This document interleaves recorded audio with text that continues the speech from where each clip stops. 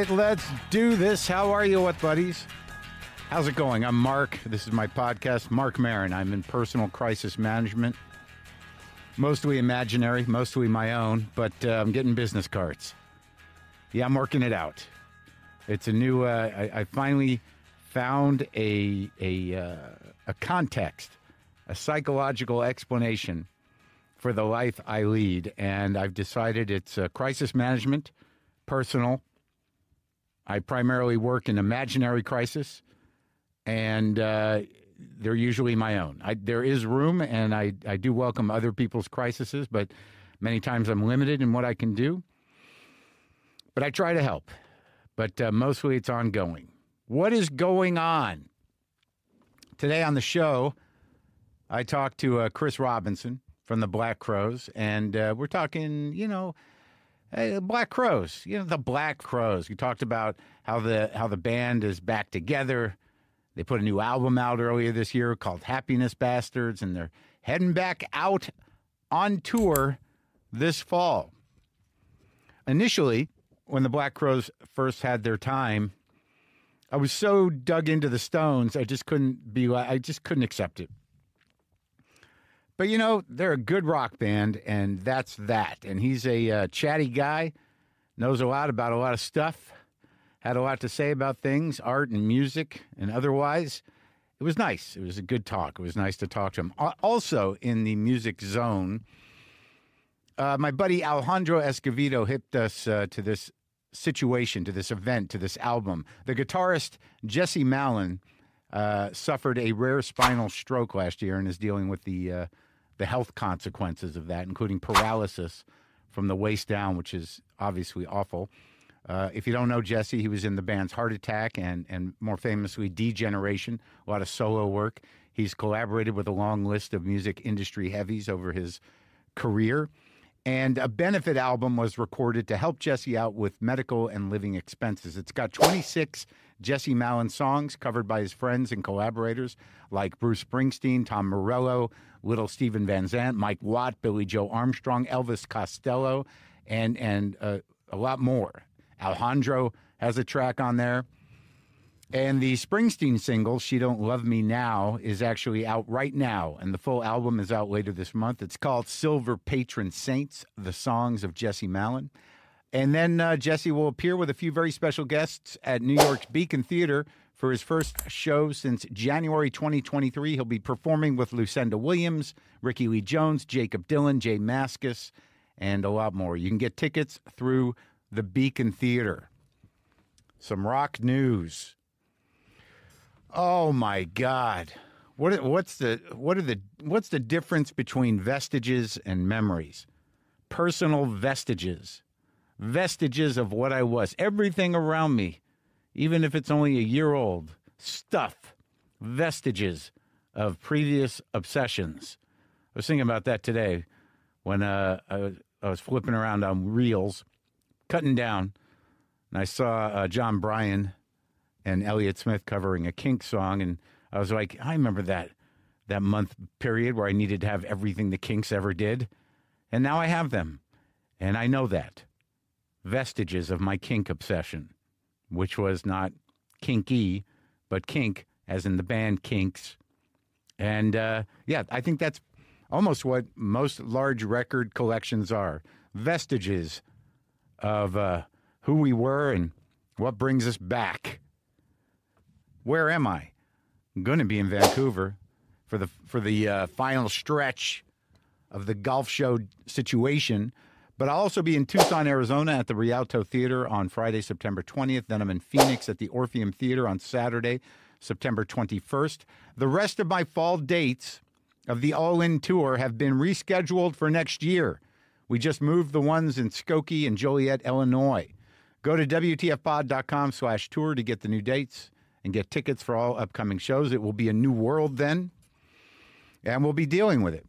Maybe happily, maybe with extreme stress, terror, paralysis, and despair, which, I guess actually is probably a better audience for me. But look, I'm hoping for the best, and I can certainly, I can infuse joy and celebration into my set. I can do that. I'll work on that. I'll work on it with a little bit of hope, but I'll also be naturally prepared for the other one: despair, fear, anxiety, paralysis, anger. Yeah, because I don't know if I mentioned this to you, but I'm Marc Maron. I'm in crisis management. Mostly imagined, mostly personal, but I am prepared for most cultural crisis and ready to be there to help out. Yeah, that maybe I should call my next special crisis management : personal. I don't know. What is going on with my brain? There's a whole new portal opening for me around vestiges, personal vestiges, and crisis management. And my brain, how do we turn it? Like, what's going on in my head right now? Okay, let's break it down. Because I believe that other people are like this. I mean, you can shut stuff off sometimes successfully, but there's nothing not to be stressed out about or anxious or worried about. I mean, it takes a lot of effort, sometimes lazy effort, where you just kind of lock in and turn your brain over to your phone to get out of it. But that can, depending on what you're watching, could cause more worry and panic. But let's just break it down. Hold on. Let me check in with my brain right now. Here we go. Does Buster have diarrhea? How come he hasn't in the last couple of days? Does he still have diarrhea? I know the other two don't have diarrhea. I need to get a key made. Will that leak detector I had put in for insurance reasons, will it just shut the water off, in a glitch? Because when I didn't program it the day I got it and I waited till the next day, it shut my water off. Is that going to be a problem while I'm gone? I mean, what does biotin do? Do I have a biotin deficiency? Is that why my hands are tingling? I don't think my conditioner is working the way it used to. Do I have to switch shampoos? Maybe that wasn't a good shampoo, but it was pretty good for a few months. Am I pudgy? Do I have cancer? Will they cancel my flight? Is Kid okay? She's okay. Should I text her? Does my dad still know me? What was that fake cheese? It was weird. Oh, my God, I need to get some blood work done. What am I going to eat later? What are my choices? I'm going to be, man. So there you go. That was just a taste. That was all going on simultaneously. It was all happening in real time. This is how I stay in the present. This is my meditation right now. It's a meditating style called yammering endlessly. Just keep talking until you've reached some other zone where you don't know what you're saying, and it's not really attached to anything. That's not really the case here, but you just keep doing it to avoid everything else, and you get a frequency going. It's just a sort of kind of constant, kind of rhythmic yammering. A lot of people do it. They just have to find people that'll put up with it and listen to it. Am I right? So let's talk about fake beer for a second, and then I'll bring on Chris Robinson from the Black Crowes. I never was like a guy who had to, have a fake beer after I quit drinking beer. I never was that guy. Like, I just wanted, because I thought it was dangerous. When I have that bottle looking like that, I mean, what? It's just one jump to real beer, right? And you can taste it. You want real beer. But now they got all these good fake beers, and I got to admit I was drinking it, and I am drinking it. I enjoy it. I like tasting the beer. Do I feel closer to a real beer? Not really. But why am I enjoying so much fake beer? It's dubious. I think it's dubious. I always think back to one time when I was in rehab, the one time, didn't stick back in the late 80s. And there was a guy who was a heroin addict, and he had such a deep relationship with the needle, the apparatus, the paraphernalia, that even if he needed to take aspirin, he'd shoot it up. I don't know what that means really, but, it's just a relationship with your delivery systems, It's like vaping. That's not good. It's like this dumb snooze stuff. Even if it's no tobacco, it's just it is kind of, it's not triggering, but it's just like you're addicted to a delivery system, but you aren't getting it though. But I think fake beer is a better example of that. It's not real beer, but I like the taste. But does it mean that I'm going to get an appetite for real beer? I don't know. I don't think so. Not feeling it. Don't want to be up. Not on that anyways. I'd rather just be up by what's going on in my brain. Chris Robinson is the the front man of the Black Crowes. They're kicking off their fall tour next week in New York. You can go to theblackcrows.com to see all the upcoming tour dates, and you can get Happiness Bastards now on all music platforms. Chris brought me a vinyl. I'll put that in the stack. I'll listen to it. It's good. All right, this is me talking to Chris.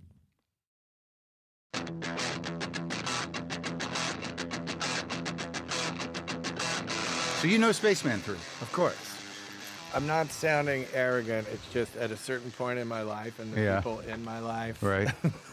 You know what I mean? Yeah. You know, it's funny. My brother's second oldest, Quinn Robinson, is here in LA as a musician, and he just got into Spaceman 3. It's one of those, like, it's weird with records because we were just in the house. There's no too late to the party. No. Because... You know, this was kind of a jarring thing this morning. I found out you're younger than me. It bothers me. I'm like, can you be at least the same age as me? It's not a big difference. Those 35 years on the road have kept me so youthful. Yeah, but like every day you can find new records. Always. Yeah. I mean, it's been that, it's funny, books, movies, records, comics. It's I've been able to culturally inject my interests. Yeah. It's funny because I work a lot in LA with some younger bands and stuff, and I'm impressed with some things. I'm confounded by the youth. The youth? Yeah. Like what? Their lack of... There's a lack of like that killer instinct or something like... As artists or just in curiosity? I think they're curious, maybe a little, maybe it's all, I've met some that are that way, but some just seem, they have all the talent, And again, you can just go you can algorithm your way into a cool record collection. Sure, but like there's no historical context. And there's no representation of what, again, the hardest lessons in life are the ones that you have to live through. And going to record stores, I used to laugh like, hey, there's a guy down the street who has 50,000 records. I mean, he's a pedo. So if we all go in there as a group, yeah, totally. Where did Larry go? Oh my God, he went to the bathroom. And maybe we learned something. Well, I had guys like that in my life. There was a record store next the restaurant I worked in Albuquerque where I grew up when I was in high school, and they had one guy. This guy Steve LaRue, who was into like The Residents, Brian Eno, Fred Frith, John Hassel, all that shit. Yeah. And he's hipping me to that, and I'm like, what is this? And then the other guy was all R&B. Took me to his house. He wasn't a pedo, but he but introduced me to Sam and Dave, Otis, and all that shit. Yeah. And this is like the late 70s. And I wouldn't have never had it. It's amazing, too, because as a dyslexic person from the Deep South, I was always ill-prepared for anything but everything with a poetic construct. Well, and whereas I would never have pencil or paper or whatever, for some reason, if I'm with, I would write down records all the time. Yeah. Hang out in record stores. In Atlanta, we had Fantasyland, Wuxtree, Wax and Facts. Yeah. And we had friends back then. It was... early mid 80s, late 80s, you could still hit a junk store and find. Of course, yeah. I have like a mono copy, pristine copy of like the Troggs' first record, the second, third, and fourth Kinks records, like things I found in LaGrange, Georgia, at some ill-fated attempt at the university there. Yeah. So that was all like that. Yeah, you can't find that anymore. You can't find it like a real kind of grail find. Everyone knows what they have. I have a good friend who actually does it sometimes. Well, there's guys who do that. But I asked him, my dear friend Michael Klausman, who used to be the record buyer in New York at music. What was it called? Other Music. Oh, okay. Great record store. Yeah. But I'm like, dude, and he's the guy who finds records that end up being like the super coolest. $10,000. Or they reissue them, the cool labels will go, what have you found, Oh, who's that? Yeah, who's but that he's guy? like, man, you have no idea. For every cool record I find, it's hundreds of thousands of nothing. Yeah, of nothing. Of dreams. Of absolutely... A lot of people. How many Herb Alpert albums can you dig through? Right. And that guy made a fortune. And he was cool. I'm not bagging. I interviewed that guy. He was like 80 or something. But like those guys who like figured out the record business, I mean, whether you like their music or not, you got to be like, holy. Especially when that business meant what it meant. Yeah. I feel lucky that way about life, that we were one of the last, because of my age and because of the nature of what we were doing. Right. We were one of the last people to be in that old world. It's true of because the music business. Well, you're like a little younger than me, but we grew up in that crashing wave of the 60s. So even like we missed Zeppelin in a way. Yeah. That's the weirdest thing because when I was in high school, it was all Zeppelin, but that was already 8 years old. I mean, by the time I'm in high school, I was like, why can't I see Echo and the Bunnymen? Oh, they never are coming to Atlanta. You know what I mean? You live in Atlanta. You're never going to see Susie and the Banshees. Just forget it. You know? But weren't they? They were doing those cities. Yeah. I mean, Atlanta was pretty hip at one point. Oh no, are you kidding? The Atlanta. I mean, also like you said, while we were talking about you, and this is another thing. Like, if you saw someone in a cool band or that guy's, you would go, hey, my name's Chris. What else? What other records do you like? What's the secret wisdom, man? Yeah, totally. What'd you find? It's like one of us. Yeah, one of us. You were looking at that Spaceman 3. I remember the guy who turned me on to Spaceman 3 was in Boston when I lived in Boston in the 80s. This guy, Jay Dobus, who claimed to be Jonathan Richman's best friend from childhood, takes me and my girlfriend to his house. No reason to doubt him. No. Why would you pick that guy? Yeah, you know what I mean? Yeah. Takes us to his house, gets us stoned and puts on Spaceman 3, and I'm like, what's happening? What is happening? But you need those guys. They define your whole life. David Macias, 30 Tigers Records. Yeah. When he was kind of like our very first manager. And Dave Macias, if you're out there, this is for you. Yeah. But he gave me the Madcap Laughs. Yeah. Sid Barrett. He gave me my first Big Stars. He gave me Big Stars third. That's a life changer. And he gave me GP, Graham Parsons record. And I mean, that's a good selection. That's Alex Graham and Sid. That's a big full spectrum part of my musical thing, Yeah, well, it seems like the music that you play with the Brotherhood versus the Crows is different. In terms of it was totally different. But that was more tending towards psychedelic shit. Much more, yeah. And so that's a whole part of your brain that you don't do a lot with the Crows, right? I mean, I think one. So it's funny about that because I think, and Graham Parsons too with the Brotherhood. I mean, I think but Graham Parsons has been big in the. I mean, the Crows. We used to play GP songs all the time. We used to play She. I will have people come up to me in like the Oslo airport and say, "Oh, I didn't know the Flying Burrito Brothers were, but thank you." Or you're a missionary. But we did that with did that for us like REM. REM would play Like this is what my point. Yeah. Like the Velvet Underground. Sure. Okay? Everyone knows who the Velvet Underground is. Well, there's actually some squares out there who might not know. There's a lot of them who've done, especially kids, right? But at the time, like REM talked about the Velvet Underground. We liked the Lou Reed, blah, blah, blah, blah, blah. What punk rock. And then the Velvet Underground are always mentioned with the Stooges and the MC5 and the New York Dolls. All this stuff we're into and can find pretty easy at the record store. Yeah. But I mean, when I was in 1981 or whatever, when I went to the record store and bought the Velvet Underground, which one? The first one. Oh yeah, and took it home. No, you know what I mean? Go to the party and bring that to impress a girl. They're like, oh my God, you're like a mental patient. Yeah, what's with side two? It's like one song. You know what I mean? Yeah. But now you take it for granted because it's like, oh, it's cool. The Velvet Underground are always cool. But dude, that whole thing, that whole Velvet Underground thing, that whole Cale Lou Reed trip where Cale was coming out of that like high art, weird noise music scene in New York that no one knows about. And he just Lamont Young and all of those people. And then he hooks up with Lou. Did you watch that doc? I did. It's crazy. Like that, because that's the same kind of thing in New York where you get these two guys, because of the way New York was structured at the time, they come together and make this whole new thing. And that's how music works. And that's a good segue to about the music business today. Yeah. No one wanted, people would say, no one wanted to hear that. People still say the first time they came to Los Angeles, Cher was like, I mean, this is coming from Cher. Yeah. Okay. She didn't like them. Yeah. I know. I mean, look, she didn't like the Velvet Underground. Yeah. So, hey, everyone, you know what I mean? It's fun. This is a real story? It's true.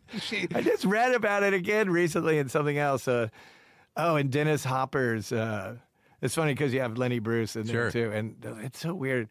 Dennis Hopper was at the gig in L.A. the first time Lenny Bruce was arrested for obscenity. Sure. Like, wow, Yeah. that's cool. Yeah. Like, you were there at that gig. You know Everything was a small town then, man. Yeah. Could you imagine Ann Arbor, Michigan, and it's just MC5 and the Stooges? Yeah, of course the cops knew. They're live in that house. They were naked and eating like egg rolls or whatever. You know, And it all came off of that Mitch Ryder thing. Like the regionality of some sounds is kind of crazy. But I like the fact that I always saw it was crazy. I think it's like accents, like Yeah. colloquialisms, Yeah. humor, Totally. a cultural thing. It's starting to be stripped away little by little, and it's funny because I think some things. I'm from the Deep South, and Where? I'm from Atlanta. okay. It's a big city though. Well, yeah, but it's still. I mean, the it South, wasn't as yeah. big of a city. Yeah. When my father was born there, Sure. and when my And there were fewer Peachtree named streets. no, there were always 90 Peachtree That streets. used to be the only reason you went. You know what I mean? But that, I mean, Atlanta now. I mean, I left in 1990 when the city just like clicked over to 3 million people, and everyone Yeah. was like, "What?" Now it's getting close to 8 million people in Atlanta. And it's like it's show business now. Yeah. They've put together their own Hollywood there. It's happened. There's nothing going on here, show business. No. Got to go to Albuquerque, Atlanta, or Vancouver. So when you're wandering around as a kid, like where you grew up in the city? we grew up in the city until then we ended up in Charlotte for a couple of years. What, as a family? Yeah. How many are there? My dad. There's just me and my brother. Oh, My dad, he was like Willie Loman. He was a schmata guy. Oh, really? His dad, my hustle and clothes? yeah. They were in children's wear. My dad was in women's wear for a while, and then got into after Yeah. Isaac Rabinowitz, my grandfather, Sure. Ike Robinson, born Yeah. in Atlanta in 1907, the same year as his house. Are you Jewish? Well, I would be more if he didn't have a shiksa wife and my dad didn't have it. But We've you been come whittled, down. the shiksa whittle. Yeah. I've been whittled down to 20%. You've been genetically cleansed. Yeah, well, by the way, I mean, there's 11 Jews on the planet. You might want to rethink about, you know what I mean? It might be 20% on paper. You might want to give me another 40. Yeah. Believe me, I had Jewish grandparents, and it was like the idea that you wouldn't marry a Jewish woman was, they knew that we needed to make more. Yeah. But there was something about a generation of Jews that's sort of like, but we're in America. Yeah. Well, my grandfather, they're Polish Jews living in the South, so we had a refrigerator with gefilte fish, Dr. Brown's, Oh, yeah. celery, Celery. and barbecue, though. Well, yeah. Celery and ribs. Yeah, that's my new pop-up. I can't believe it's not doing very well. Celery and ribs. I think they still make celery. Yes, of course they do. Yeah, for those 9 people that enjoy it. Who are like, you'll never... Fifth generation. Yeah. That's a sad thing about Delhi. And just like there's now enough generations that didn't grow up going there with their grandparents. They don't give a fuck. And if they went, they don't know what to order. Yeah, but Katz's is still pretty good. You remember, the food thing is probably the biggest Jewish Yeah. thing. When the great Albert Brooks movie, Sure. Real Life, Yeah. and he has that argument with the psychiatrist Ted Cleary or whatever his name is. Yeah. And he goes, they have a big argument. And he says, look, and then it goes nowhere. Yeah. There's a stalemate. And Yeah. Albert says, let's just go get something to eat. And he goes, Albert, I'm not like you. Food doesn't make things better. What is that? I mean, but it does. Of course it does. By the way, I just got back from London yesterday. Yeah. I went for the weekend with my son to go to the opening of the Premiership football season. Okay. It was fantastic. Yeah. But I always laugh, and my family, we're mostly English in our DNA. We're Yeah. Georgians. I've been in Sure. Georgia since the second wave of debtors prison or whatever. But when you see something like Dunkirk or that documentary, English people are incredible. And one of the things, besides their humor, but one of the things that I like about them is, okay, so could you imagine the horrors of Dunkirk? You've already been on the run, so now you're in a flea. Everything is dramatic. You Yeah. end up on this beach. No one can help you. The Germans are bombing you. You're seeing your friends disintegrate all around you. The flotilla comes. You make a dramatic retreat back to England. And when you get there, they're like, cup of tea? Oh, that's nice, isn't it? Toast and tea. Oh, well, thank you very much. You know what I mean? And you see the documentaries, and they've just been through the work, and they're like, whoa, yeah. all right. You know, and you're like, really? Yeah. And by the way, now that I'm older and I've been through nothing as traumatic, well, maybe. You know, 1995 might have been my Dunkirk. But you know what? A little toasted tea goes a long way to keep your soul good. You know? Dude, sometimes it's the only thing that, like, when I'm on the road, all I'm thinking about is coffee and where am I going to eat? Yeah, I mean, the eating thing is... Yeah. is It's just the whole day. We just did Europe in May and June, and one of my best friends in the world is a chef and restaurateur in New York. And who's that guy? Building. Frank Fasinelli from Frankie Spuntino.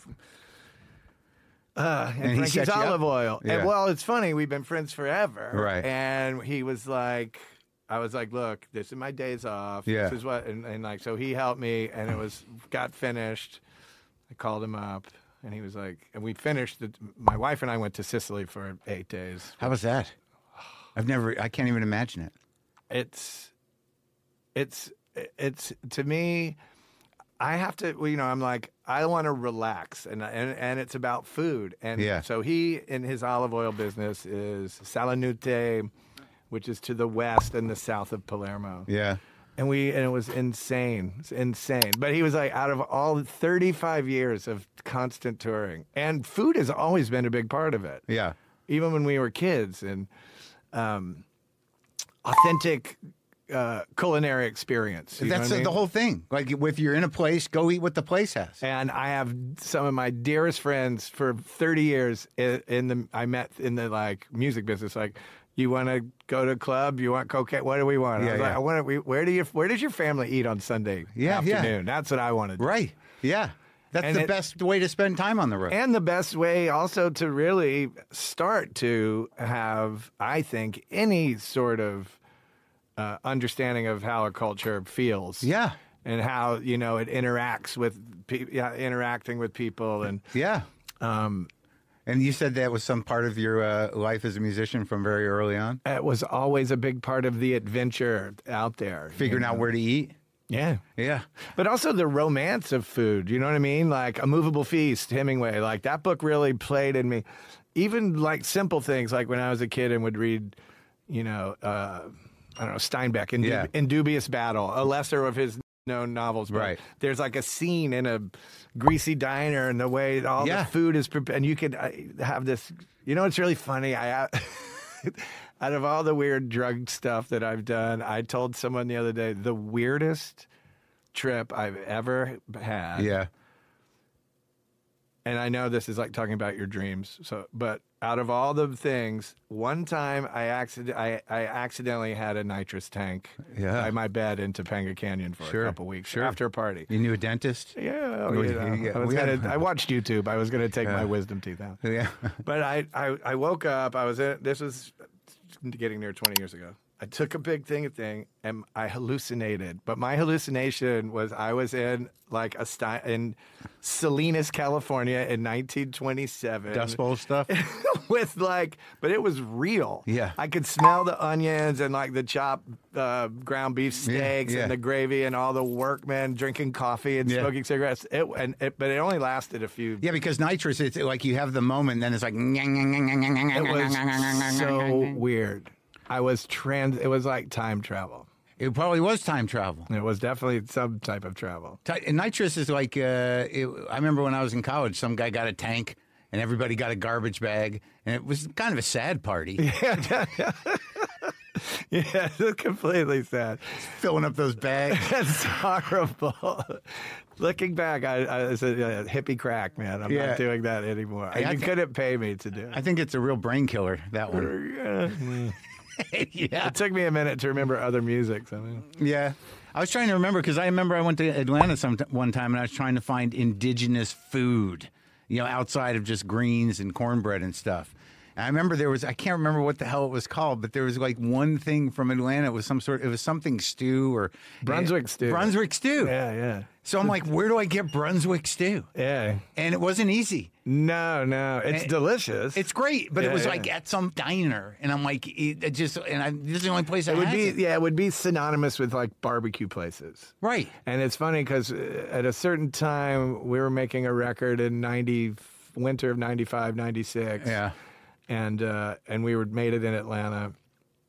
And somehow my brother was still living there, and he was like met this guy who would come down from North Georgia to deliver barbecue, but he would bring homemade Brunswick. We would get a big gallon thing at a time. Yeah.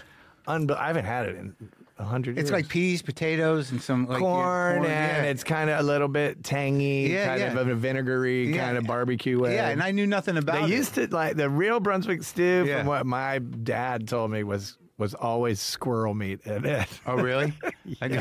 So I don't know if I had the authentic stuff. I mean, you wouldn't know, would you? No, you know what I mean? They weren't advertising that. So when you were growing up in Atlanta, like, so you're a few years younger than me, but like, were you hip to like Vic Chestnut and all those cats that were over there? Yeah, well, Athens was its own world. But, I mean, Athens was really, the scenes in Athens and Atlanta were closely connected by proxy. Yeah. But of course, we all knew the B-52s were from there, and in Georgia, there's a band called Pylon. I don't know. I know. I got the records. Pylon is one of the great unsung great bands of all time. I mean, it's another one. Whenever if we DJ appropriately, my wife and I, the captain and Camille, if we put on a Pylon record, people, if they don't know it, they run over and they're like, "What's this?" And it's groove. just post-punk, weird art school, very southern as well. Yeah. Love Tractor, and then of course. In Athens, we had REM. Yeah. There were lots of other like. Cool... Wasn't Chilton from down there too? Alex is from Memphis originally. Okay, all right. And he would have been older. Right. I think by the time Vic and that scene's going on, we have already kind of immersed ourselves in more of a rock scene and had left kind of the indie rock punk scene that we started in. You started in that though? Yeah. That was our. And what was it? Just you and your brother? Yeah, we were called Mr. Crow's Garden then. Mr. Crow's Garden. Yeah, and then we left the E in the name because it was an English book, a children's book called Mr. Crow's Garden. Well, what was the decision? What kind of music were you playing before you committed to rock? I think it was rock music, but it wasn't. We weren't. Like our roots side of music would be more like we would sound like the Gun Club. You know what I mean? Fuck, dude. Like that kind of. We liked LA things, X and the Gun Club, but then we had like I have an X tattoo. Dude, John is like he's been on here a few times. He's a fantastic man. I just went to see them. Like they sound as good as they ever incredible. did. Billy Zoobs is one of the best guitar sounds in the world. And now he just sits there and smiles as opposed to stands and smiles. Yeah. It was crazy, man. And she's like, as out of her, like I was trying to do a bit about it, like the benefit, you know, in order to keep your vitality, like seeing Exene now, because she's got to be our age, you know, ish. I mean, that band starts in 1977. Right. I think they're in their mid-60s. 60s. Yeah. But like she's still like lit up. And like right on it. Oh, I saw her a few years ago in Petaluma when we were living in NorCal, and they were unbelievable and full of fire and passion. Totally, and the teeth are still in it. You know, yeah. That's what I like. Well, that's what I said. I said there's a benefit to being out of your mind and never ever getting any help at all. Yeah, totally. Well, I mean, she's a true artist. She's a true poet. Yeah, you know? I mean, totally. People, we love to. You have William Burroughs. Yeah. William Burroughs famously said, I don't really trust anyone if they haven't been in the bug house. You know what I mean? Like, you're talking about some people who you had to have a lot of bohemian perspective to be able to deal with freedom of mind. And, let's face it, before art was just commerce. Yeah. And, it was for, I don't get anywhere without being able to connect to the outsiderness of especially beat poets and beat writers. But I have my influence in the writers that influenced them, and then you got the blues, the cursed poets, Verlaine and Rimbaud, and Baudelaire. I loved that growing up. Yeah, but they're out there. Yeah. You don't probably want Rambo at your house. No, at the edge of sanity on purpose. Yeah. Yeah. And that was the whole thing. William Blake. Yeah. Out of his mind. Yeah. Well, I mean, we have this thing now where, you can, some shaman from Switzerland can give you some medicine. And I'm like, have you ever done any research about real shamanism and like what? No, he used to work at Starbucks. Yeah, I mean, a real shaman would be the person in a tribal situation, a community living outside of how we live that was completely deranged person. But you know what I mean? It's the same thing like, oh, everyone that you love is bipolar. Sure. I mean, how does that happen? The most talented people, the ones that that's my point about my comment about Bohemia. Yeah. Can you allow them this trespass of their own destructiveness or their own mental brilliance and depravity or whatever? I don't know how you want to, right. I don't know how you want to frame that. It's the idea, the essence of beat. Yeah. Yeah. So, but like with your brain working like this, I mean, the blues must have held you together somehow. The blues, it's funny because being in Atlanta, in Black Mecca, in the city that, in a racial history of Atlanta is very unique in the United States.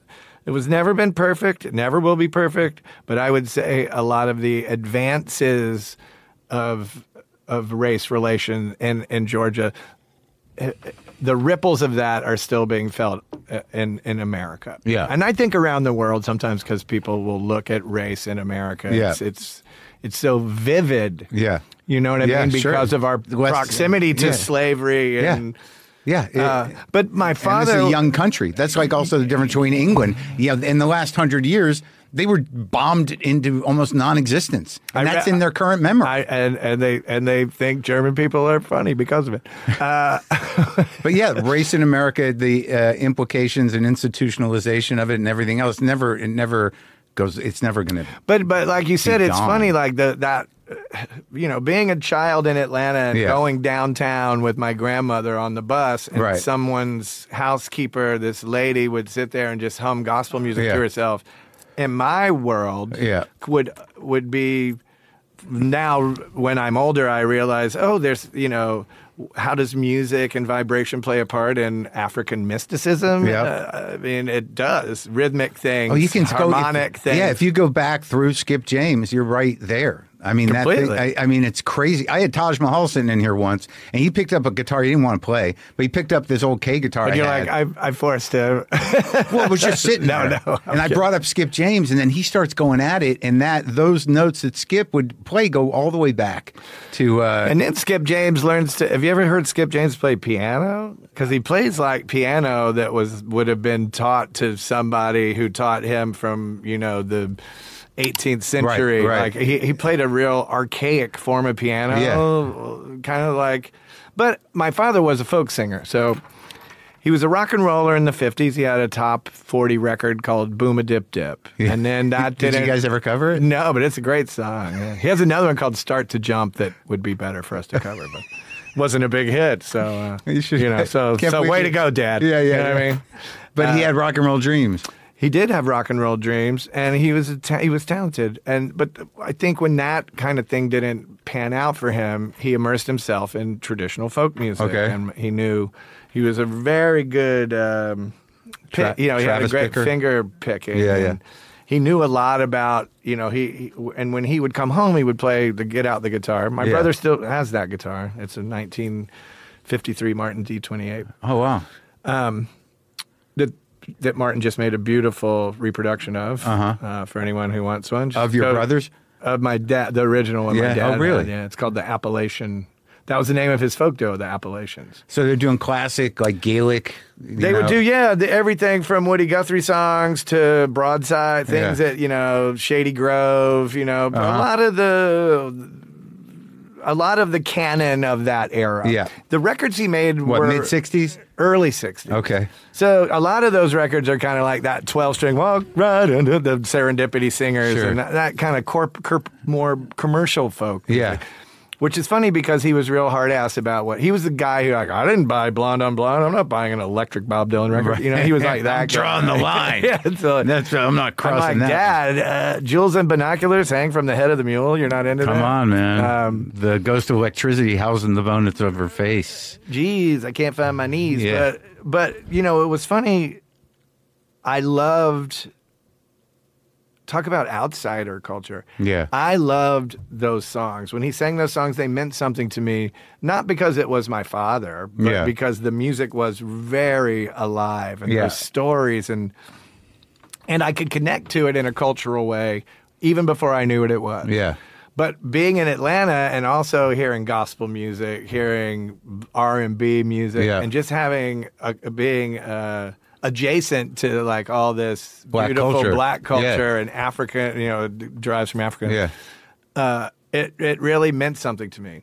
And then by the time, and I played basketball and I was really into like 80s Cameo, Lakeside, Prince, Vanity Six, The Time, all the, you know, the first Prince single is Soft and Wet. I didn't even really know what that meant, except does someone have to clean that up? And, you know what I mean? I did. And then later messy. Prince would say, yes. You know what I mean? It's a big puddle. Ooh, you know? Yeah.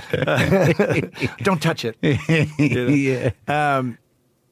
Then I find regular, 96 Rock was like the AOR rock station. But it was pretty boring. Yeah. So I had to find luckily back then on cable we had USA Network. Yeah. Which is now just SVU. Yeah. Or SUV. I don't know what it is. I don't know which one. Yeah. Police things. Oh, I don't know. Yeah. Semen retrieval unit. Sure. Yeah. Dusters. Speaking of. Yeah. But they would have programming that was, I would wait for it. That's the first, Rude Boy by The Clash comes on. I'm like, okay, now we're talking something that I feel. Because my taste in literature, my taste in movies are going towards the strange and something different and more obtuse than, Yeah. But the show that really kicks it in is a show with the late, great Peter Ivers, who's an amazing character in American counterculture, if you will. And he hosts a show called the New Wave Theater. So this is the first time I see the Kennedys, the Circle Jerks, 45 Grave, Castration Squad, the Plugs, Fear,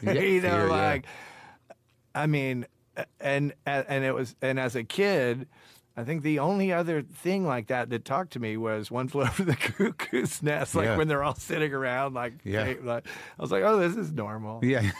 That's what my mom used to say. You look like you're in One Flew Over the Cuckoo's Nest. I'm like, I am.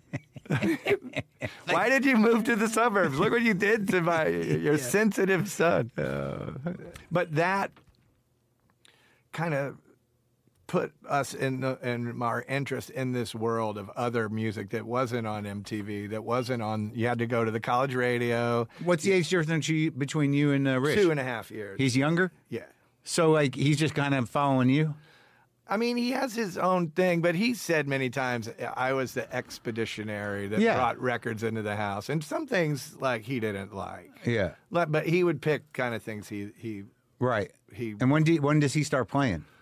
I think he's 15 when I'm 17. And you playing too? Well, we were kind of bad, kids in our own way. And Mom and Dad, I think I'm intellectually always very inspired and stimulated, but I wasn't a very good student. What'd your mom do? She worked with Dad, but in the 60s, late 50s, early 60s, she was a flight attendant for Eastern Airlines. Wow. Yeah. So, but you guys are singing and stuff? Well, this is more for my therapist, but Dad didn't really.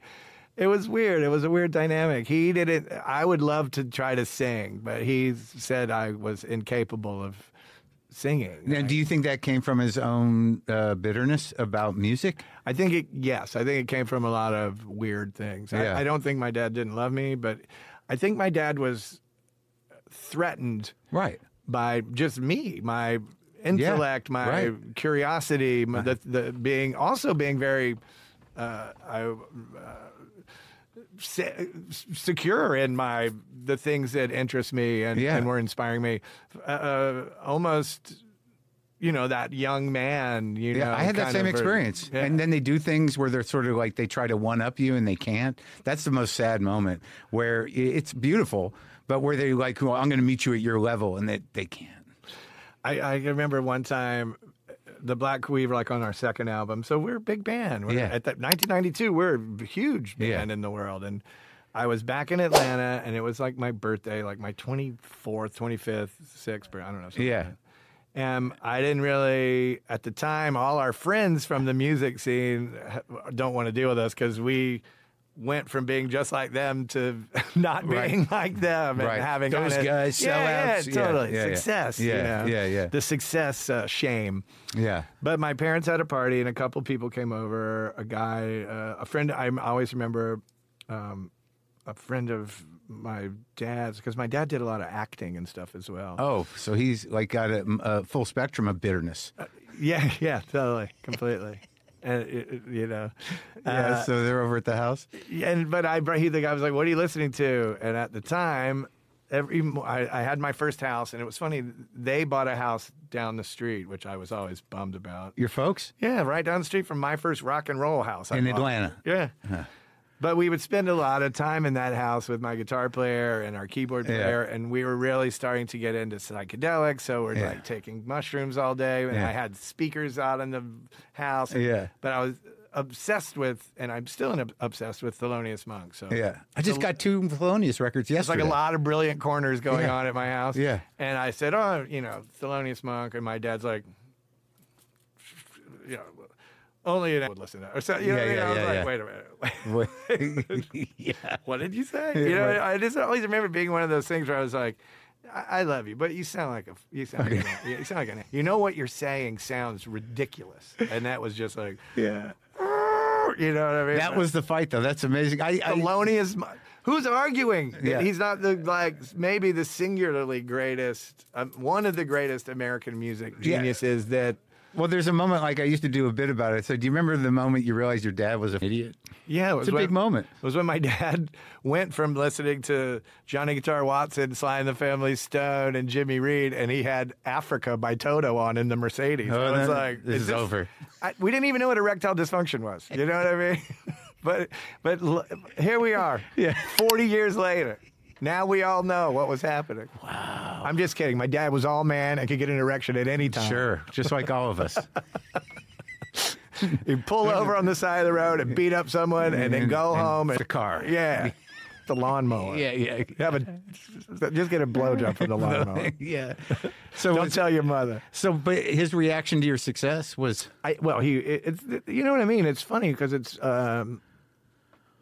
it's dynamic, to say the least. Of course, we loved our father very much. Yeah. He was a difficult guy, but he was also, my dad was very funny. You know what I mean? I get a lot of my social things from him. I never saw the world through his eyes. Yeah. That's something people do. Empathetically, you mean? I just think because of monkey see, monkey do. Yeah. I mean, I think the psychology behind a lot of our behavioral things are just, we're primates. Yeah. We see someone do it. Yeah, sure, you of course. do it. And, but you didn't feel like you saw the world from his point of view? Most definitely not. I've always had a more artistic, like I tease, but I'm not teasing. If I had to say, if someone asked me what I really am, and I know that I'm not a poet in the classic sense, that sure.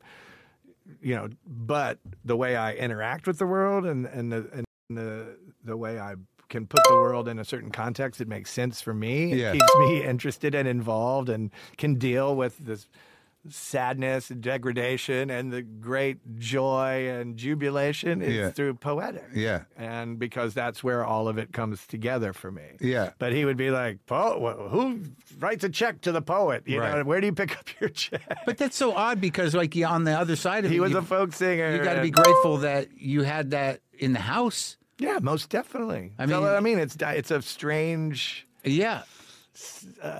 But he was also always thinking in terms of the hit record, I guess, or what was. I think his thing was, and he would be right, and again, these were our lessons to learn, is just how disgusting the music business can be. Sure.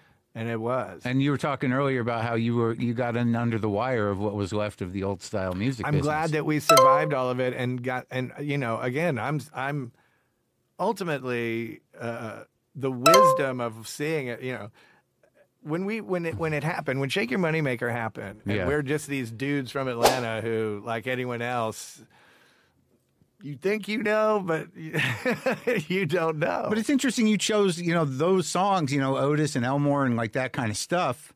So I can't say, so the roots music is always in there. I mean, the way I sing today from where we started was very different because I would have been really conscious about, like, I don't know, man, if I want to sound like that. You know what I'm saying? Like, I don't want to... What, be a white soul singer? Yeah. Yeah. I don't know if that's... First off, I didn't know I would be capable. Yeah. But, my love of Funkadelic, of Sly and the Family Stone, of Ike and Tina Turner, Ann Peoples, The thing that happens that's really important is this guy named George DeCoulius comes along, sees our band, gives us a chance, believes in us, sees that we have some talent. The only one who did. Well, what were you playing when he saw you? Well, he saw us. We played a club in New York called Drums. Yeah. Was later Scores, the strip bar. Okay. And this is what kind of kids we were. Yeah. And it's funny. My dad would be like, "You could take the van." He had a van for his clothes. And shit. He's all right. We would drive. No, Big Stan was the best. Don't get me wrong. Yeah. But we would you guys you're the third, there's 5 bands, you're the second one. Yeah. You could get to New York on Thursday, it's $200. Right. And we'd got in there. Get in that van. And it's you and your brother and who? And the first band, our first band. Who went to that gig? Our first drummer, Steve, our bass player, Scott. Steve Gorman? Yeah. Our first bass player was I played with him. I have at a gig. Good guy. Scott Shamel was our first bass player. Yeah. But we went up there. We played our show. I remember the Canadian band Blue Rodeo headline. Yeah. But we come out, and we did some of our originals, but we played Down in the Street by the Stooges. Yeah. And we played No More, No More by Aerosmith in our set. And this guy, George, comes backstage, and he's like, "All right, buddy. Hey, how you guys doing? I'm George." Yeah. I like your band, I like your cover tunes, maybe you could work on it. We could, talk about the originals. And that's how it starts. And he really pushes Rich and I as songwriters. Did he turn you on to But that's the thing, like, I was talking about 96 Rock. They were playing 38 Special and shit. Sure. They weren't playing. Not even Skinnerd. I mean, they weren't playing stuff that I thought. Yeah. But he comes over, so I'm always into this roots music. Sure. It's always been a part of me. And now, we have this kind of new punk and this, and like I said, kind of indie rock. Sure. And he brings over a record, and it's A Nod's As Good As a Wing to a Blind Horse by the Faces. Yeah. He puts on Miss Judy's Farm, and it was one of those, like, the world stops for a minute, and I heard the guitar. I heard the beat. Yeah. I liked the idea of Maggie's Farm. Sure. There was something about the lyrics about kicking the poodle and that stuff that was a little off center from like just a rock song. And also, you know Rod from being a solo artist, so you got to backload it. Yeah, I know him from if you think Blondes I'm Have Sexy More or Hot Legs and then Young Turks and right, and it's almost it almost ruins him in your brain. Well, I didn't know. I mean, until you know. But it's weird because he was so everywhere as Rod Stewart and whatever that was, and I didn't get into the Faces till later. So when you hear the Faces, you got to separate that Rod from that. Yeah, I hadn't even heard him in the Jeff Beck group. Right. You know what I mean? My God. So that's a whole nother thing. And, All right, so he drops the needle in the Faces in your brain. It's Maggie's Farm. I mean, Miss Judy's Farm. Yeah. And the guitar and then the beat comes in with the whirl. I was like, whoa. I didn't know. And then when my voice changed, people say, "Oh, you sound like you ever hear Steve Marriott?" I'm like, I don't know who that is. Right. I mean, I would know it, like Itchy Coo Park, right? But I wouldn't. I knew that was the Small Faces. Yeah. But I didn't really. You know what I mean? This is 40 years ago. Yeah, now, yeah. Or getting near. Right. So I'm like, oh, I knew Humble Pie from 30 Days in the Hole. Right. That's it. Right. Yeah. But then I'm buying Humble Pie records, and I'm like, okay, if someone thinks I sound like this, yeah. This guy is on another plane of Totally. like, he's like Tina Turner. Yeah, Marriott was like, you watch Little him. white like, English oh guy my who God. can sing like that. Crazy. And I think Humble Pie gets a bad rap as, people kind of lump them in with, Fog Hat and like the kind of boogie bands. And then they had a hard element and a boogie element. But they were a lot grittier. But he was a great songwriter. Totally. And he was, fantastic book, Yeah. All or Nothing, came out a couple years ago about him. Oh, really? Real, I mean, very, Sad. he had mental issues. Yeah. But then again, isn't it beautiful that rock and roll is like the last bastion for mentally ill people to actually get through the world? Sure. Hopefully without hurting. They always hurt themselves. Right. but you guys are you're magicians, man. Because like I talked to a lot of front men and side men and musicians in general. But the guys who can hold that stadium thing, how do you even do that? Yeah. I mean, like I don't even know how. I've been watching. I watch old Stone stuff, and it's like because you guys are kind of the same way. You're playing with each other. I watched that Creedence Clearwater in England at the Royal Albert. Yeah, and it's like Fogerty's just like right next to the drummer. They're doing this. Yeah, we're very archaic in our way that we approach that. Yeah, but you know what? I saw the Stones a couple weeks ago at SoFi. My wife and I took my daughter, who's was with us for the summer, who's 14 and a bass player. Yeah. And I'm like, you know what? First off, I thought it was incredible. Sure. I went because they're my favorite band, because they're always inspiring. Yeah. Because Mick Jagger's a monkey genius, and Keith has always been my hero, and I wanted to see them, and I was blown away. The guitar interplay. I mean, they're man. Fucking 80 years old. No backtracks. 80 years old. No backtrack. The thing amazing about seeing the Stones, I saw them before Charlie died down here, the last tour before he passed away, and they might, kind of plod through the first couple before they find their groove. And I'm like, kudos. Okay, they did that in the 60s. Yeah. I mean, they're famous for the band that like takes a minute to find it. Yeah, and then when they find it, you're like, we're in. And the moments of that show I'll remember forever. But just like you said, it's just guys on. That's the thing I think that people, and it's funny. It's as if you ever see like old like heavy metal like hair metal documentaries where they're always like, then Nirvana came and it was over for us. Yeah. Really? Really? That's what you think happened? Like, if Nirvana hadn't come, you would still be playing, like, Wet and Wild Weekend or whatever. I don't know. Yeah. You guys didn't write any songs. Right. Yeah. You didn't write any songs. Right. You look cool. You a lot of chicks. You ran around. You had a scarf on. You didn't really write a lot of songs. All right. It's about songwriting. And yeah. But I think it's funny that you think the music business did that to you. I mean, the music business is like anything else. Yeah. What is it? No one ever. I see a documentary. The guy goes, I mean, we did so much for the label. I'm like, did so much for the label? You think it? You know what? This would be me, and again, my outsiderness. Yeah. I knew one thing when our first record was big. And I would come do all I was the schmoozer. Yeah. At that time. Jesus Christ. Yeah. But I'd be like, these people, they wouldn't let you in their house to have a cup of tea. We're disgusting to them. Right. Yeah. And you're only as good as, they don't, to them, they don't care. They don't know. It truly was us versus them. And I truly could see it and feel it. So I'd be, why would I? And, it's kind of been the story of the Black Crowes. Even what I did in my solo work was always like, well, you can't do that. Well, yeah, we can. And it's not because we think we're better or anything. It's just because this is the only job we could do where no one can hey, put that down. I don't have to. Yeah. the guy from the label would say, "Hey, what do you think?" I'd be like, "Great, save it. You have 50 other bands that might want to hear you. We have one band." Yeah. And I'd rather make my own mistakes because I can live with my creative mistakes, my personal mistakes. Yeah. I'm not a child. I can take responsibility for it. Yeah.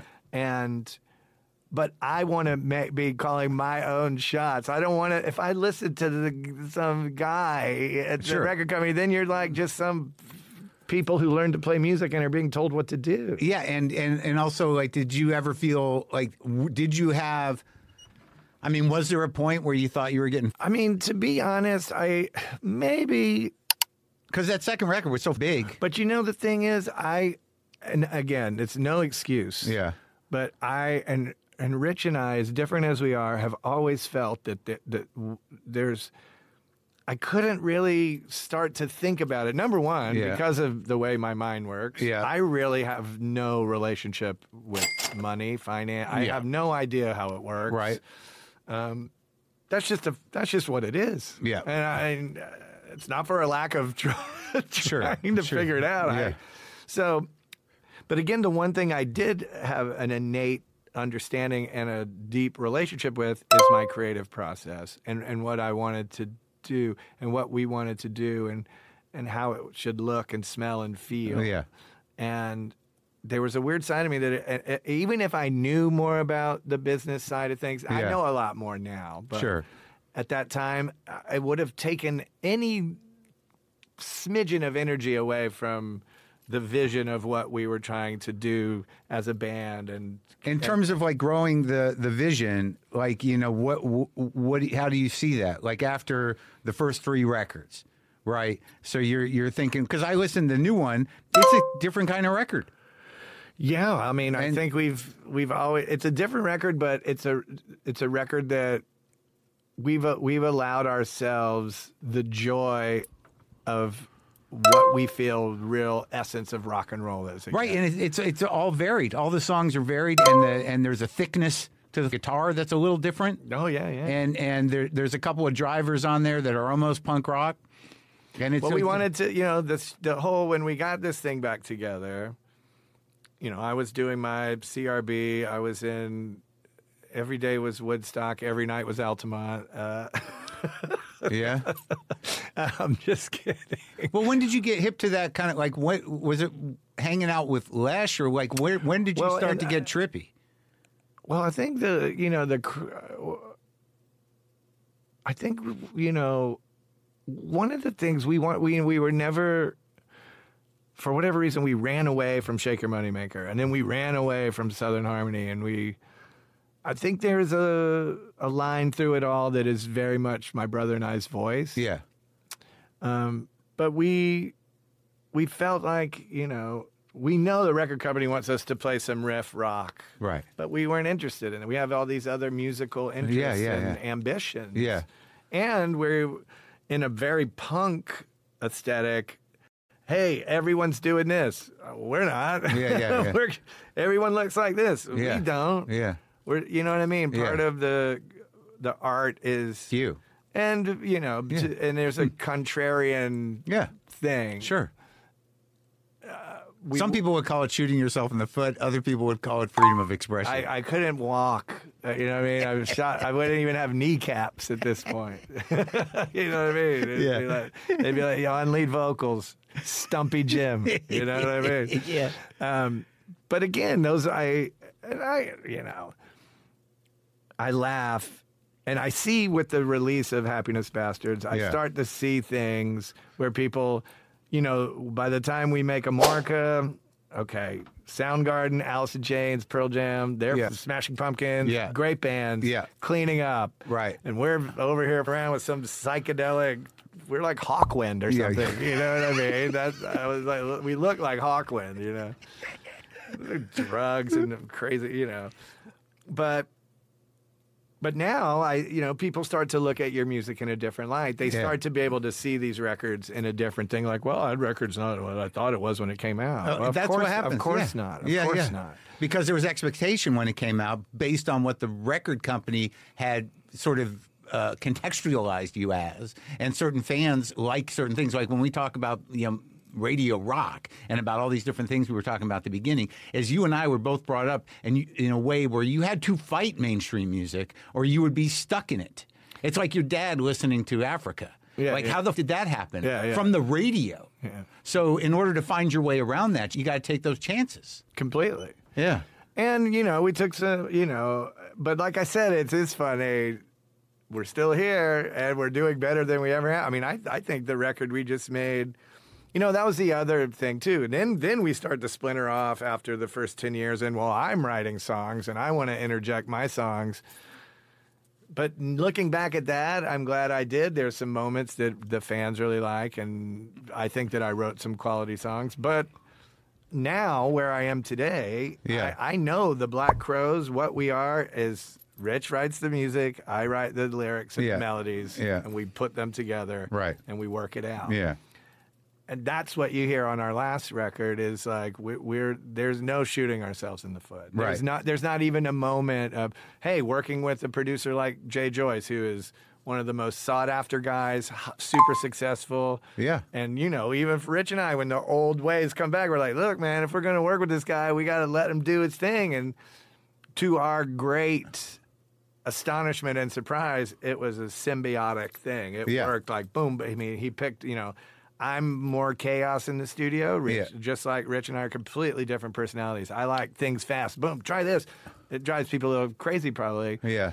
I'm very hyper creative that way, and Rich is a little more subdued and wants, and so here we are all these years and records later, but we found a guy in Jay who could pick up on both of that and interject when he had to, and that communicates to the whole ensemble. Well, it's kind of interesting with all your sort of like the broad spectrum of what's coming through you musically, and the sort of like it seems like Rich is kind of grounded in those riffs that he likes, and those some of that 3-chord stuff and open tunings and whatever. But in the new record, there's a couple like I could tell like what is it, Wilted Rose? That's like classic Black Crowes song. Right? Yeah. I mean, and ballads. Yeah. And then there's other ones on there that like there's not a lot of chord changes. It's just drive. Well, that was the other thing. We were like, getting back together and doing Shake Your Moneymaker was important because that was another thing we never thought we'd do. Play the whole album, start to finish, but then we did it and it was great. Yeah. And I was like, it's like the roots. This is what we are, though. Yeah. It also helped me focus and define something that I hadn't thought about in a long time. And that's look, I'm a front man. You know what I mean? And I in my solo band, I'm just a guy playing guitar and singing folk songs, kind of. Right.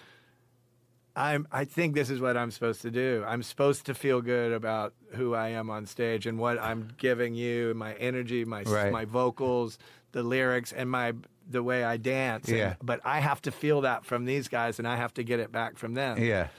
But more than ever in my life, I realize that's what I'm really like. What I like it. Yeah. And I have the perspective of saying no one does it. Yeah. If Steven just retired for real, well, there's one gone. Yeah. You know what I mean? Right, He's not going to go out and shake it anymore. Right.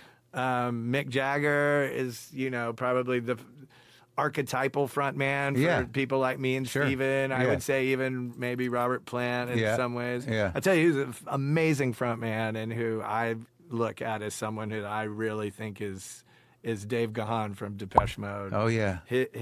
I saw him last year, and I was like, oh, my God. Different than me, a little bit more theatrical. Sure. But I'm, and I see that, I'm like, well, yeah. You know what I mean? Like, that's a show. And you can feel it's something else. You're almost like a born-again entertainer.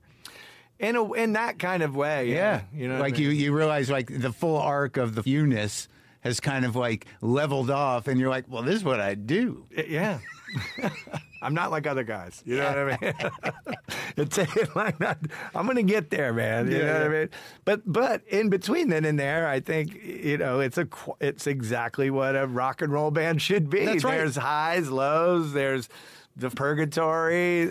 Right, but thank God you had the brotherhood to blow steam off and do like, something that, enabled you to embrace that more poetic trip that you're on. Completely. And to be, on just a sheer physical level, to take those years in the CRB, we were doing 250 shows a year. Yeah.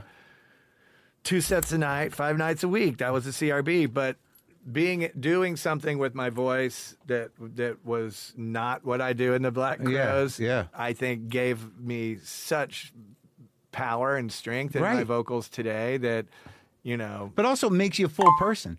Because then you don't have to spend your life going I'm stuck. You said take the steam off, and I've used that description about, look, man, if it hurts anyone's feelings or whatever, okay. I had to get out of that. Yeah. I was miserable. Is that the Dunkirk? Is that 95? Yeah, well, that's where it starts. But as you know, the war goes on for quite a while. And then, the worst part of any war is the reconstruction. Well, how bad did it get? What was the thing? Did the drugs get bad? Yes, but I love drugs, so I'm not going to blame it on that. Yeah. I think, especially the first 10 years of the band, every band, whether it's the Spacemen 3 or, My Bloody Valentine or whatever, any band, I think would say, oh, if we had just stopped for 6 months, but you never do. You never do. And I was resentful and depressed and lonely by the end of the 90s. Yeah. And that is represented in my drug use.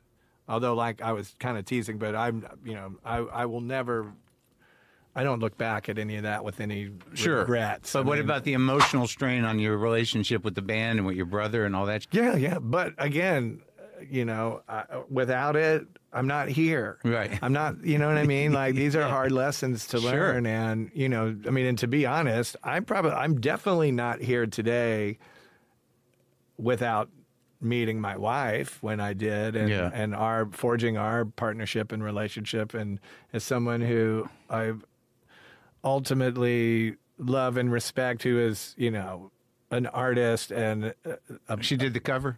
Yeah, it's great. But also just helping me get back to let's who are you? Yeah, let's start stripping apart, right. And that goes hand in hand with the loving the music again, loving real rock and roll again too. Well, I always listened to it, but doing that first record all the way through, that must have brought it right. That's what it was. It was like a fire, and then it was like, oh yeah, it's funny on the new record, Rats and Clowns, the second song. Yeah, I tell people that song took 5 minutes to write. Yeah. Rich played me that, and I was like, oh, you've been seen downtown hanging with the Rats and Clowns. And I was like, okay, we got it. Yeah. And there's a little AC/DC, there's a little punk attitude, and it's very much, but it didn't take any thinking about it. Mm-hmm. You know what I mean? Yeah. It was only instinctive. Yeah. And when we record that, I just brought that track up as an example. By the time Rich plays the guitar solo on that track, and we had that's the most fun I've ever had in the studio. Yeah. Recording that song. It took 10 minutes, and then Rich played that solo, and I was like in his face yelling, yeah. And he's ripping, and I'm like, that, but that's what you maybe get away from. Right. The immediacy of that kind of creation. Yeah, right then and there. And this is something that, well, hey, if it was pretentious, if it was false, it wouldn't resonate. Right. Yeah. No matter what we've done, it has to be sincere. Yeah. And then those moments are the moments that, like, okay, so we can just finish 3 years of touring, and he and I are in a great place. Good. He and I are ready for the next chapter. Yeah. We're ready for whatever happens. There's no... I can't imagine how painful it is to have that kind of strain with your brother. Well, it's... Yeah. But again, all families are the same, but every family's different. It's like bands. Yeah. Every band goes to the gig and goes to the dressing room and does the show, but in between A, B, and C, everyone does it different. It's culture. Yeah. But for me also, like I was talking about Camille or whatever, like she's also the one that just put in my mind and my heart, like, you know, you're this way and he's that way. Yeah. You know, and before I'd be like, why is he that way? He'd be like, why is he like this? Yeah. And it's just, but we have a different respect and understanding. And also, you know, I can put my brother as a musician, I can really see who he is better now and how talented he is. And now how he does something that there's a lot of great guitar players out there. And I've played with a lot of great guitar players, and we love their records, and we go see them. And Rich is, I have to put, I mean, he's not he's not ripping like this virtuoso soloist, but what he does is unique. Yeah. And finds the space. And he has a sound, and he has, you know, his ideas and what he wants to say emotionally through his music is something that has always affected me. Yeah. And again, it gets back to songwriting. And all this rock and roll and rock stars and getting on stage and shaking it, all of that's cool. And it's all great. But we started as two kids who wanted to write songs. Because that's the only thing that we couldn't. We didn't learn Stairway to Heaven. We're not playing that. You know what I mean? It's like, Don't. Well, that's better off because then the solo to Eruption. We're not around with that. We started writing our own songs. Yeah. Well, I'm the same way, but I'm never a professional musician. But I'm not going to sit there for 3 days and learn the solo just to act like you know it casually at a party or something. Yeah. You're like, cool, Hotel California. Great. That's what we need. You know what? God, man. Could we just hear Hotel California once in our life? I haven't heard it in 12 seconds. I just remember I worked at a restaurant when I was younger, and this guy picks up a guitar and he's talking to me. And he's a guitar player. I don't know what he ended up doing, but he just starts playing Little Wing, like, you know, he's pretending like it was just casual, like he's still talking to me. Exactly, but it looked like it took so much effort for him to just play that casually that was his big plan. I'm going to learn this thing. I'm just going to but it just didn't add no groove. It was a great moment. Well, you know. That's going on at Guitar Center right now. As we speak. So what's the plan for the tour? You're going to tour, you can play most of this record? We did the Happiness Bastards tour, and it was fantastic because we had been doing the Shake Your Moneymaker tour and then this kind of subsequent big records. So we went to smaller venues knowing that we were going to play a lot of the new record. But it also, I mean, we play the hits as well, of course. Yeah. You know, like back, 10 years, when the Black Crowes, there's a time, I can't believe there was a time where like, we're not going to play She Talks to Angels. You know what I mean? It's like... It's almost only anytime a band makes those decisions, it's sort of like, so... We're not going to play the main song. We got to listen to this one we don't know, for an hour. So you're going to go back out. So we're going back out. We were... supposed to be with Aerosmith, and we'd had a bunch of our own shows booked within the Aerosmith tour. And so now that that's not happening, we're going to go finish and get back to this. The other thing I was saying is we have a few moments in the show where we can play some really deep tracks. Yeah. And we have some moments where we can play, like, we've been playing Chuck Berry songs. Which one? We've been playing Carol. Yeah. And we've been playing... you ever play Can't Catch Me? I haven't played that. I know of that. I mean, it's a great song. We had a giant Chuck Berry cutout on the stage, too. But we've been playing, 40 Flight Rock. Oh, yeah. We've been playing High School Confidential. We were playing some Bo Diddley songs. Oh, yeah? Like Josephine or we were doing Roadrunner. Oh, okay. Yeah. So it gives us a cool opportunity to play some like covers that we haven't been doing, and we, just loosen it up a little and get the new songs in. And our band we're having such a good time and How's the crowds? Amazing, incredible. It's you know what I mean. It's also incredible just to. And I know as well, like, we'll always have our people. Yeah. Some people have come and gone, and they Right. come back. And then they come with their kids. Yeah. Yeah. But I know, but also, like, now what we do, I really realize is, like, you're not really seeing that. You know what I mean? Like, we don't have any in-ear monitors. We have guitars on stage. Sometimes, I always think a great rock show should be like an old train in a cartoon. Yeah. And then it goes over the cliff and the train rolls all the way, but it comes back and then you go, Yeah. And that's the way it should feel. Yeah. It's a little bit different every night. Well, it was great talking to you, man. Yeah, thanks. Yeah, thanks for coming. Cheers.